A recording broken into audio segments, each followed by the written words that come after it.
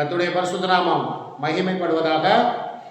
இந்த நாள் செய்திக்கு ஆதாரமாக நாம் வாசிக்க வேண்டிய வேத வசனம் ஆதியாகமத்தின் புஸ்தகம் 12:1. ஆதியாகமத்தின் புஸ்தகம் 12:1. கர்த்தர் ஆபிரகாமை நோக்கி நீ உன் தேசத்தையும் உன் இனத்தையும் உன் தகப்பனுடைய வீட்டையும் விட்டு புறப்பட்டு நான் உனக்கு காண்பிக்கும் தேசத்துக்கு போ. நாம் வாசித்த இந்த திருவசனத்தின் மூலம் நம்மோடு கர்த்தர் பேசும்படியாக நம் மத்தியில் இருக்கிற சகோதரி மேர்சி அவர்கள் செபிப்பார்கள். நல்ல பிதாவே, நாங்கள் துதிக்கிறோம் அப்பா, அம்மா சோதரிக்கிறோம் அப்பா, அம்மா துதிக்கிறோம் சோதரிக்கிறோம் ஏசப்பா. ஏசப்பா அந்த நேரத்தில் எங்களோட இருந்து பேசுங்க, எங்களுக்கு வெளிப்படுங்க ஏசப்பா. பேசுவதாகவும் பிரச்சனை எங்களுக்கு வெளிப்படுங்க ஏசப்பா. மறைபொருள் சத்தியங்களை நாங்கள் தெரிந்து கொள்ள கிருபை செய்யுங்க ஏசப்பா. அதிகாரம் சோதரி 12ஆம் அதிகாரத்தில் சொல்லலாம் நாங்கள் அறிந்து கொண்டு ஏசப்பா நாங்கள் தெரிந்து கொள்ள கிருபை செய்ய வேண்டும். ஆட்சேபிக்கிறோம், எங்களோட பேசுங்க, நீங்கள் வழி நடத்த முடியாது ஆட்சேபிக்கிறோம். இயேசு கிறிஸ்துவின் நாமத்தில் ஆமென். நாம் இந்த நாளிலும் நாம் வாசித்த வேத வசனம் ஆதியாகமத்தின் புஸ்தகம் 12ஆம் அதிகாரம் 1 வசனம். கர்த்தர் ஆபிரகாமை நோக்கி நீ உன் தேசத்தையும் உன் இனத்தையும் உன் தகப்பனுடைய வீட்டையும் விட்டு புறப்பட்டு நான் உனக்கு காண்பிக்கும் தேசத்துக்கு போ. இன்னைக்கு யாரை குறித்து பார்க்க போறோம்ப்பா? ஆபிரகாமை குறித்து பார்க்க போறோம். ஆபிரகாம் யாரு? விசுவாசத்தினுடைய தகப்பன். சரி, ஆபிரகாம் விசுவாசத்தினுடைய தகப்பன். அவரை தான் இன்னைக்கு நம்ம பார்க்க போறோம். இந்த விசுவாசத்தின் தகப்பனாகி இருந்த ஆபிரகாமுக்கு ஆண்டவர் என்ன சொன்னாரு? நீ உன் தேசத்தையும் உன் இனத்தையும் உன் தகப்பனுடைய வீட்டையும் விட்டு புறப்பட்டு நான் உனக்கு காண்பிக்கும் தேசத்துக்கு போன்னு சொல்லி ஆண்டவரே சொல்றார். ஆபிரகாம் சொல்றார். இப்ப ஆபிரகாம் என்ன பண்ணாரு?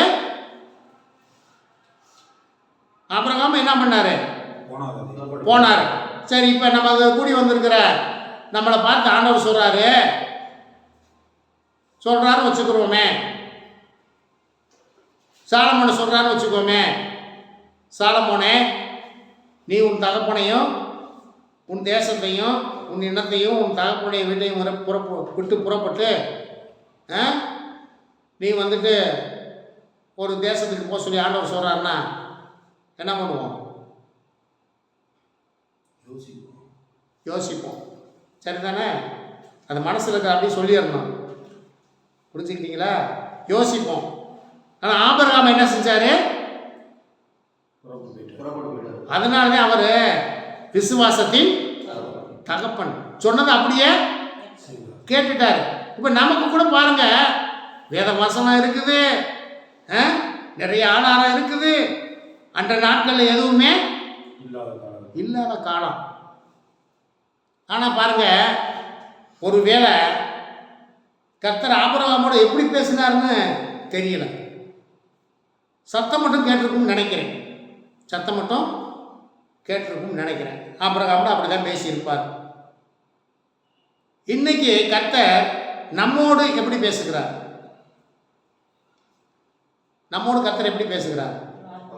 அவருடைய வார்த்தை மூலம் நம்மோடும் பேசி கொண்டுதான் இருக்கிறார். ஆனா நம்ம என்ன நினைக்கிறோம்? ஏசப்பா என்கிட்ட நேரா பேசலையே, ஏசப்பா நான் நேரா என்கிட்ட பேசுகிறேன். நான் இதை குறித்து ரொம்ப அங்கலாய்த்தது உண்டு. என்ன அங்கலாய்த்தது உண்டுன்னு கேட்டிங்கன்னா, பழைய ஏற்பாட்டில் பாருங்க, ஆபிரகாமோட பேசினாரா, நோவாவோட பேசினாரா, தாவீதோட பேசினாரா, மோசேயோட பேசினாரா, நிறைய பரிசுத்தவான்கள் கூட ஆண்டவர் பேசியிருக்கிறாரு. சில சமயத்தில் ஏற்போத்துட்டு இருந்துச்சான். அதெல்லாம் நீங்கள் வாச்சிருக்கீங்களா? தாவீது ஒன்று சொல்ல, ஏற்பத்தை கொண்டு வா விசாரிப்போம். அது என்னன்னு தெரியல. ஏற்போத்துட்டு விசாரிச்சா அந்த ஏற்போத்து கர்த்தர், அது மூலமாக கர்த்தர் பேசுவாராம். அது என்னன்னு எனக்கு இன்னும் அது ஒரு புரியாத ஒரு காரியமாக இருக்குது. அப்போ கர்த்தருடைய சித்தம் என்னதென்று அறிந்து கொள்வதற்கு அந்த காலத்தில் பாருங்க, தீர்க்கதரிசிகளை கூப்பிடு. என்ன செய்வார் தாவீது? தீர்க்கதரிசியை கூப்பிடு, ஏற்பத்தை கொண்டு வா அப்படின்னு சொல்லிட்டு. எனக்கு இது ரொம்ப இந்த ஆண்டவர்கிட்ட ஜெபம் பண்ணது கூட உண்டு.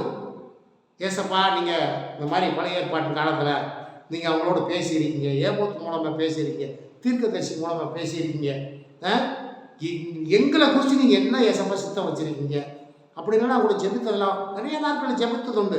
எங்களை குறித்து நீங்கள் என்ன சித்தம் வச்சுருக்கீங்க அப்படின்னா வேத வசனத்தை தான் காண்பிப்பார். சில சமயத்தில் வேத வசனத்தை தான் காண்பிப்பார்.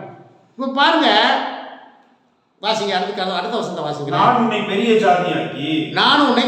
ஜாதியாக்கி உன்னை ஆசீர்வதித்து உன் பேரை பெருமைப்படுத்துவேன். நீ ஆசீர்வாதமாய் இருப்பாய். இது ஆண்டவருடைய வாக்கு.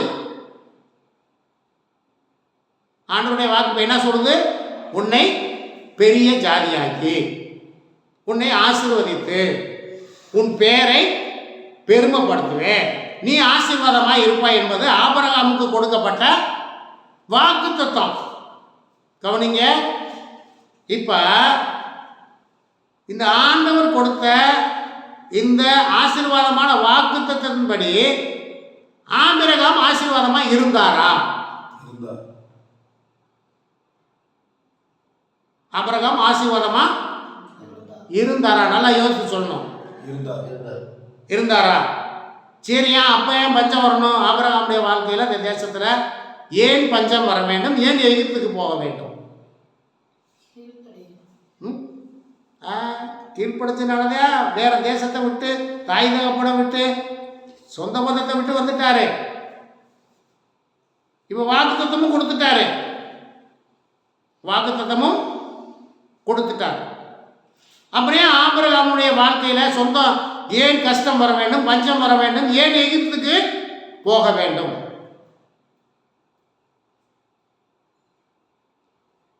அப்ப சொல்லுங்க, ஆசீர்வதிக்கப்பட்டிருந்தாரா?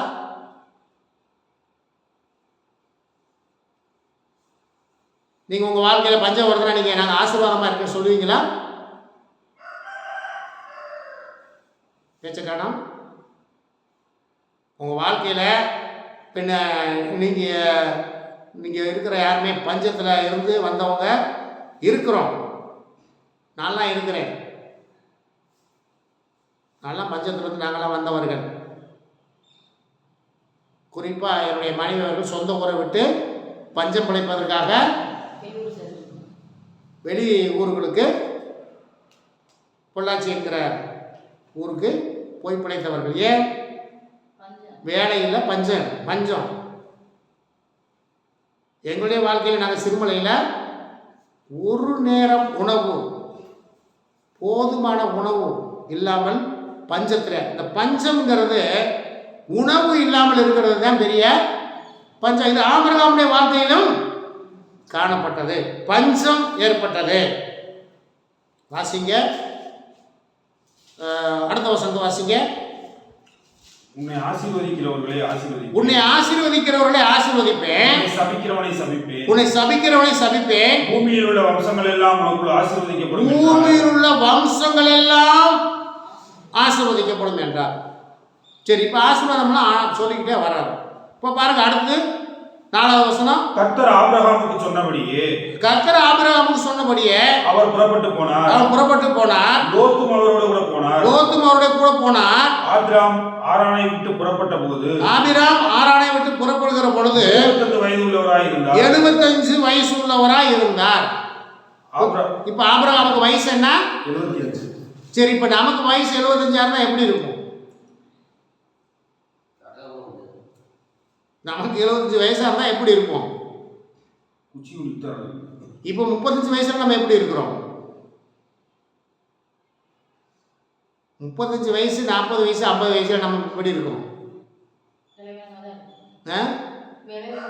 பிளவினா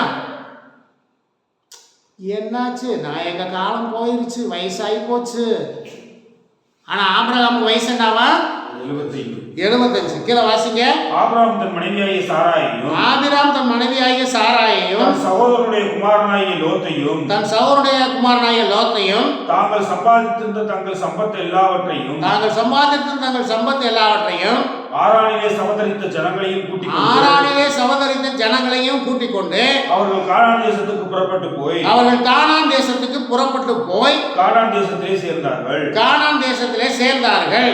ஆபிரகாம் அந்த தேசத்தில் சுற்றித் திரிந்து ஆபிராம் அந்த தேசத்தை சுற்றித் திரிந்து சீகேம் என்னும் இடத்துக்கு சமீபமாய் மோரே சீகேம் என்னும் இடத்துக்கு சமீபமான மோரே என்னும் சமபூமி விட்டு வந்தார். அக்காலத்திலே கானானியர் அத்தேசத்தில் இருந்தார்கள். அக்காலத்திலே கானானியர் அந்த தேசத்திலே இருந்தார்கள்.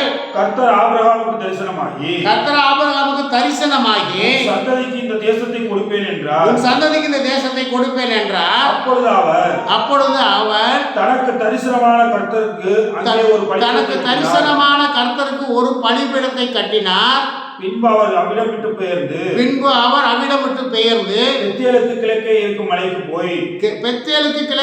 மலைக்கு போய் பெத்தேல் தனக்கு மேற்காகவும் ஆயி கிழக்காகவும் இருக்க கூடாரம் போட்டு அங்கே கர்த்தருக்கு ஒரு பலிபீடத்தை கட்டி கர்த்தருடைய நாமத்தை தொழுது கொண்டார். அதன் பின்பு ஆபிரகாம் புறப்பட்டு தெற்கே பிரயாணம் பண்ணி கொண்டு போனார். அந்த தேசத்திலே பஞ்சம் உண்டாயிற்று. இப்ப பாருங்க, ஆபிரகாமுடைய வாழ்க்கையில முதல்ல வாக்குத்தத்தம் பெற்ற இந்த விசுவாசின் தகப்பனாகிய ஆபிரகாமுடைய வாழ்க்கையில இப்ப முதல் தடை என்ன வருது? பஞ்சம் உண்டாயிட்டு தேசத்திலே பஞ்சம் கொடிதா இருந்துச்சாமா. ஆபிராம் எகிப்துக்கு தேசத்திலே தங்கும்படி புறப்பட்டு போனார். இப்ப பாருங்க, கர்த்தரே பேச கேட்ட ஆபிரகாமுடைய வாழ்க்கையில் என்ன வந்துருச்சு? இப்போ பஞ்சம் வந்துருச்சு. கர்த்தருக்கு ஸ்தோத்திரம். இப்ப வாசிங்க 12ஆம் அதிகாரம். உன்னை காணும்போது இல்லப்பா, ஒரு நிமிஷம் இருப்பா, 20 வாசிப்பா. பார்வோன் அவனை குறித்து தன் மனுஷருக்கு கட்டளை கொடுத்தார். அவர்கள் அவனையும் அவன் மனைவியையும் அவனுக்கு உண்டான எல்லாவற்றையும் அனுப்பிவிட்டார்கள். இப்ப எகிப்துக்கு போனாங்க. அங்க சில சம்பவங்கள் நடைபெற்றது. அதெல்லாம் விட்டுட்டு இப்ப அவங்களுக்கு நிறைய ஆடு மாடெல்லாம் கூட கொடுத்து வேலைக்காரிகளையும் விட்டாங்களே. 16 வாசி. அவள் நிமித்தம் அவன் ஆபிரகாமுக்கு தயை பாராட்டினான். அவனுக்கு ஆடு மாடுகளும் கழுதைகளும் வேலைக்காரிகளும் கோழிகை கழுதைகளும் ஒட்டகங்களும் கிடைத்தது. இப்போ போனாங்க, எகிப்துக்கு போனாங்க. இப்போ இதெல்லாம் கிடைச்சது. இங்கே வந்துட்டாங்க. இப்போ பாருங்க, வாசிங்க 15 வாசி.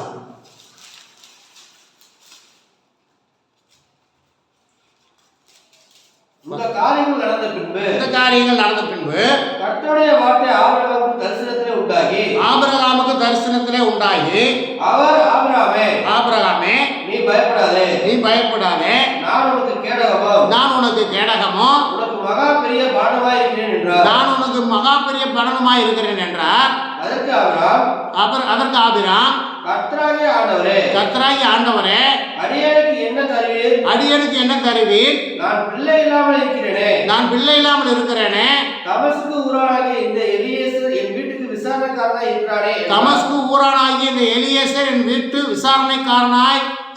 கர்த்தராய் இருக்கிறானே என்றார். இப்ப பாருங்க, அடுத்து இப்ப ஆபிரகாமுடைய வாழ்க்கையில என்ன இல்லை? பிள்ளை இல்லை.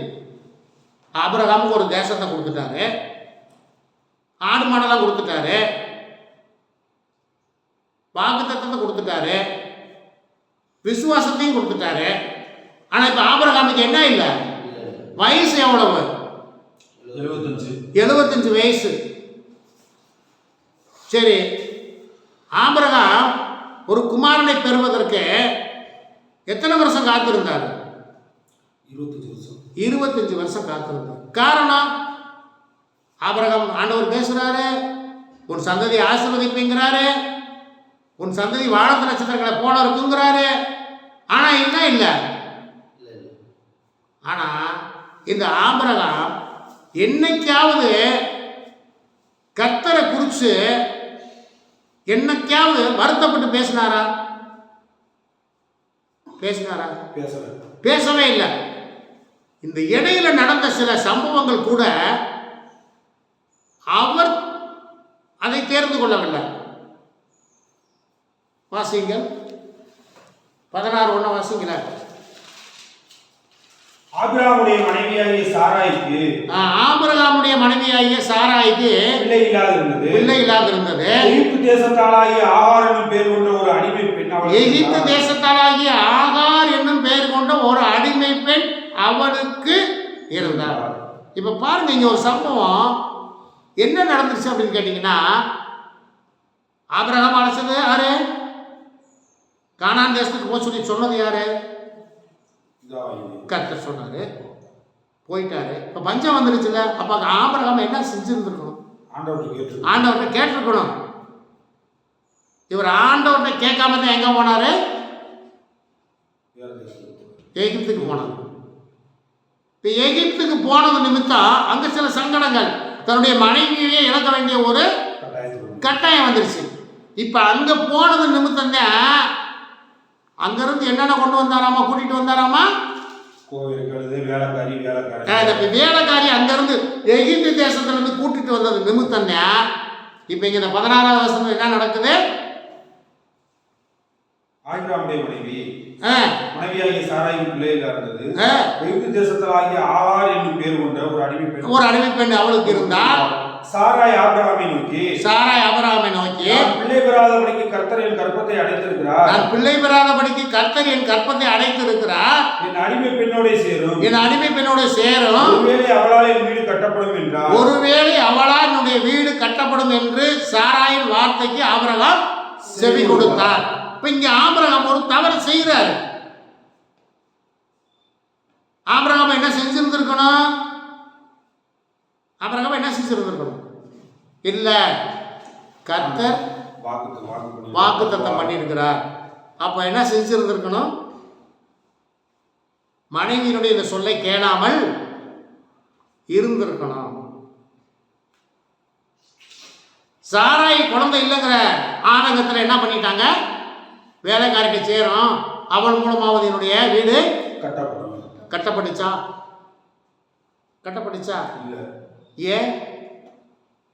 ஏன் கட்டப்படலை? அப்படி அடிமை பெண்ணுக்கு பிறந்த இஸ்மவேலை யார இது பண்ணுன? ஈசாக்க பரியாசம் பண்ணினான். அப்ப கட்டப்பட்டுச்சா? கட்டப்படலை. இல்லை. அப்போ கர்த்தர் ஒரு காரியத்தை வைத்திருக்கிறார். அவருடைய வாழ்க்கை எப்படி, ஆபிரகாமுடைய வாழ்க்கையில கர்த்தர் எப்படி ஒரு திட்டத்தை வைத்திருக்கிறாரோ, அதை போல் கர்த்தருடைய வாழ்க்கையில, கர்த்தருடைய பிள்ளைகளுடைய வாழ்க்கையில ஒரு காரியத்தை வைத்திருக்கிறார். சரி, ஆபிரகாமுக்கு குழந்தை கொடுக்காம போயிட்டாரா? கொடுத்தார். எத்தனை வயசுல? 100 வயசுல. 100 வயசா இருக்கும்போது ஆபிரகாமுக்கு 99 வயசுல 99 வயசுல கொடுக்குறார். இப்போ கிட்டத்தட்ட எத்தனை வருஷம் காத்திருந்தாங்க? 24 வருஷம் காத்திருக்கிறாங்க. ஆகவே நாம் இதன் மூலம் கற்றுக்கொள்ளுகிற காரியம் என்னவென்றால், நாம கர்த்தருடைய பிள்ளைகள் தான். ஆபிரகாமை போல வாக்குத்தத்தம் பெற்றவர்கள் தான், கர்த்தருடைய பிள்ளைகள் தான். நம்முடைய வாழ்க்கையில சில சங்கடங்கள், சில பலவீனங்கள், சில கஷ்டங்கள் நம்முடைய வாழ்க்கையில காணப்படும். ஆனால் வாக்குத்தத்தம் பண்ணினவர், நம்மை அழைத்தவர், நம்மளை வழி நடத்துகிறவர், அவர் ஒரு காலம் நம்மை கைவிடவே மாட்டார். நீங்க கர்த்தருடைய பிள்ளைகள் உண்மையாய் மட்டும் இருக்க உங்களை ஒப்பு கொடுங்கள். கர்த்தர் எல்லாவற்றையும் அறிந்திருக்கிறார். நமக்கு வேண்டி கொடுக்க வேண்டியதை அவர் அறிந்திருக்கிறார். ஆகவே கர்த்தருடைய பிள்ளைகள் நீங்கள் கவனமாய், நான் முன்பு சொன்னது போல, நமக்கு வரும் கிருபையை நாம் தான் போக்கடிக்கிறோம். குறிப்பாக குடும்பத்தில் நீங்கள் வீணான காரியங்களை உங்களை விட்டு எடுத்து போடுங்கள். குறிப்பாக பாருங்க, நீங்கள் நம்ம வீடுகளில் இன்னும் சில இந்த கடையில் பை கொடுக்குறேன், துணி கடையில் பை கொடுக்குறேன், ஜாமான் வாங்குற பை கொடுக்குறேன், அதில் என்ன படம் இருக்குன்னு பாருங்கள்.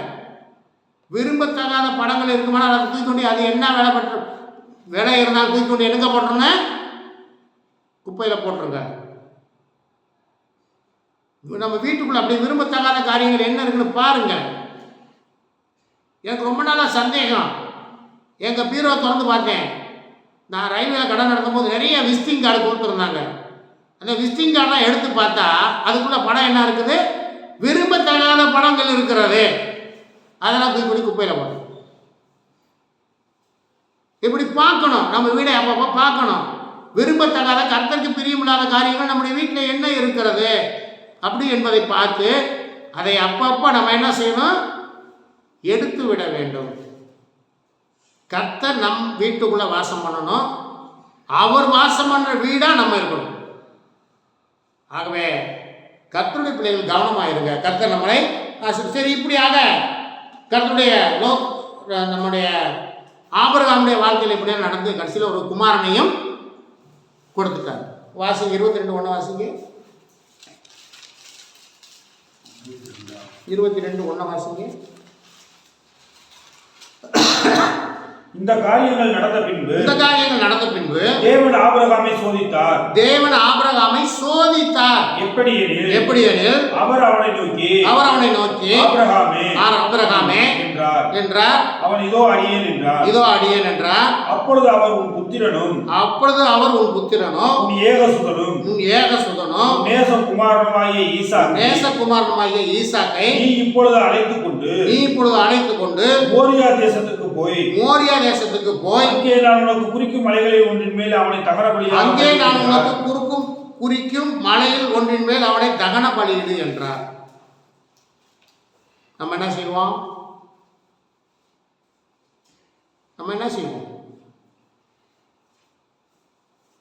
ஆனால் ஆபிரகாமுக்கு தெரியும், உன் மூலமாக இந்த உலகம் ஆசீர்வதிக்கப்படும், உன் சந்ததி மூலம்தான் இந்த உலகம் நிரப்பப்படும்.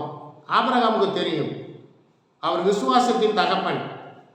ஆகவே நாம் இந்த நாளிலே கற்றுக்கொள்ள வேண்டியது, அந்த ஆபிரகாமுடைய வாழ்க்கையில் கஷ்டங்கள் சங்கடங்கள் காணப்பட்டாலும், வேதனைகள் வருத்தங்கள் பஞ்சங்கள் காணப்பட்டாலும், சோதனை காணப்பட்டாலும், எல்லாவற்றையும் அவர் உண்மை உத்தமமாய் இருந்து, குறிப்பா பாருங்க, ஆபிரகாம் செய்த ஒரே ஒரு காரியம் என்ன தெரியுமா? அந்நிய தேவர்களை தேடி போகல. கர்த்தரை ஒரு காலம் குறை சொல்லவும் இல்லை. ஆகவே கர்த்தர் அவருக்கு கொடுத்த வாக்குத்தத்தத்தை நிறைவேற்றினார். இந்த வருடத்தின் கடைசி நாளிலே கர்த்தர் சொல்லுகிற வாக்குத்தத்தம், உங்களுடைய வாழ்க்கையிலே கர்த்தர் வைத்திருக்கிறதை கண்டிப்பாய் நிறைவேற்றுவார். உங்க வாயில வந்து சொல்லுங்க, கர்த்தர் எங்களுக்கு கொடுக்க வேண்டியதை கண்டிப்பாக நிறைவேற்றுவார் சொல்லுங்க. ஆகவே கர்த்தருடைய பிள்ளைகளே, நம்முடைய கர்த்தர் வானாதி வானங்களை படைத்தவர், சர்வலோகத்தையும் உருவாக்கினவர், வனாந்தரத்தை நீரூற்றுகளை உண்டாக்கினவர். ஆகவே அவரால் கூடாத காரியம் ஒன்றுமே இல்லை. ஆகவே கர்த்தருடைய பிள்ளைகளே, நீங்கள் அவருக்கு விசுவாசமாயிருங்கள். கர்த்தரை உங்களை ஆசீர்வதித்து வழி நடத்தி செல்வார். கர்த்தர் நாம் இந்த காரியங்களை ஆசீர்வதிப்பாராக. கர்த்தருக்கு ஸ்தோத்திரம். நாம் ஜெபிப்போம். கர்த்தருடைய சமூகத்தில் நம்மை தாழ்த்துவோம். தாழ்த்தி நாம் ஜெபிப்போம். கர்த்தர் நம்மை ஆசீர்வதிப்பார். அன்பின் பரலோக பிதாவே, இந்த வேலைக்கு நன்றி. இந்த நாளில் உள்ள கர்த்தாவே, விசுவாசத்தின் தகப்பனாகிய ஆபிரகாமை குறித்தும் உங்களுடைய வாழ்க்கையில் காணப்பட்ட காரியங்களை குறித்தும் நாங்கள் இந்த நாளில் நாங்கள் அறிந்து கூட கர்த்தருக்கு உதவி செஞ்சீங்க. நன்றி. அதே போல் அருமையில் உங்கள் பாத்திரத்தை தாழ்த்தி ஒப்புவிக்கிறோம். எங்களை குறித்து நீங்கள் என்ன கரிசனை வைத்திருக்கீங்களோ, எங்களை குறித்து நீங்கள் என்ன வாக்குத்தத்தம் பண்ணியிருக்கீங்களோ, அதை எங்களுடைய வாழ்க்கையை நீங்கள் நிறைவேற்றுவீங்க என்று இந்த நாளிலே நாங்கள் விசுவாசிக்கிறோம். எங்களுடைய வாழ்க்கையை நிறைவேற்றுங்க. உங்கள் நாம மகிமைப்படட்டும். இயேசு கிறிஸ்துவின் நாமத்தினாலே ஜெபிக்கிறோம் எங்கள் ஜீவனுள்ள நல்ல பிதாவே, ஆமென். என் ஆத்மாவே கர்த்தரை ஸ்தோத்திரி, என் முழு உள்ளமே பரிசுத்த நாமத்தை ஸ்தோத்திரி. என் ஆத்மாவே கர்த்தரை ஸ்தோத்திரி, கர்த்தர் சகல உபகாரங்களையும் மறவாதே. ஆமென். நம்முடைய பிதாவாகிய தேவனுடைய அன்பும் கர்த்தராகிய இயேசு கிறிஸ்துவின் கிருபையும் பரிசுத்த ஆவியானவருடைய அந்நியனைக்கும் கர்த்தரை தொழுது கொண்ட கர்த்தருடைய பிள்ளைகளை நம்மோடும் உலகத்தில் உள்ள எல்லா பரிசுத்தவான்களோடும் என்றும் என்றும் சதாகாலம் நிலைத்திருப்பதாக. ஆமென். ஹல்லேலூயா, ஹல்லேலூயா, ஹல்லேலூயா. கர்த்தர் நம்மை ஒரு நிறைவே ஆசீர்வதிப்பாராக.